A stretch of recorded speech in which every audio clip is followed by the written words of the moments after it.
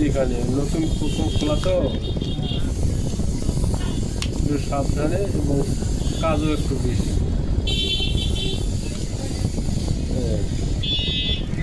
এই তো এগুলো সব কিছু ঠিক থাকবে।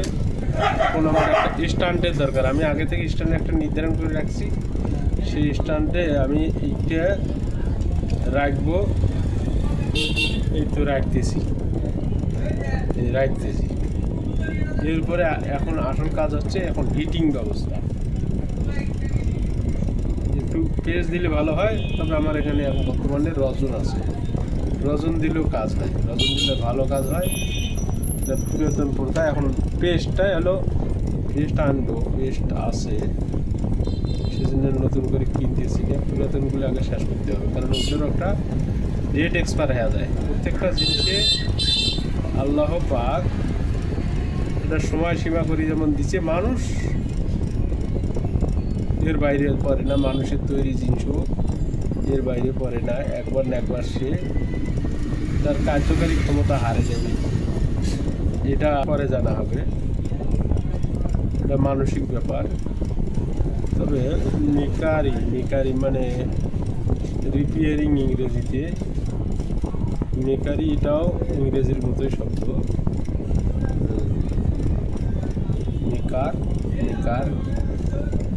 মেকারি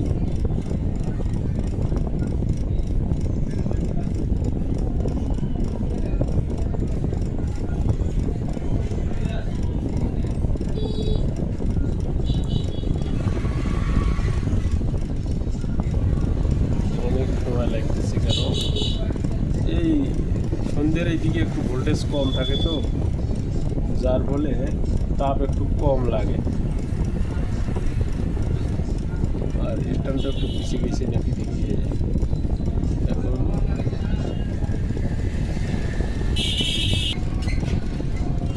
এখন একটু ধৈর্য সহকারে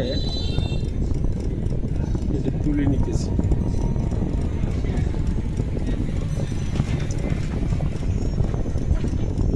তাহলে হয়তো একটু আগে হইতে লবণ যে সময় নেয়, কার্যকারী ক্ষমতা একটু স্লো, পুরাতন পদ্ধতি তো।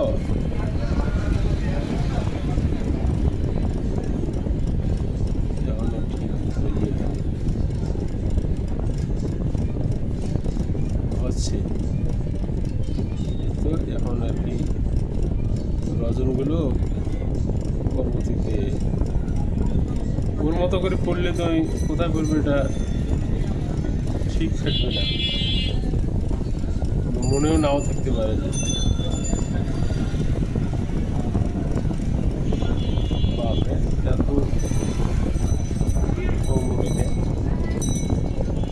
লাইনটা টানা লাগতো।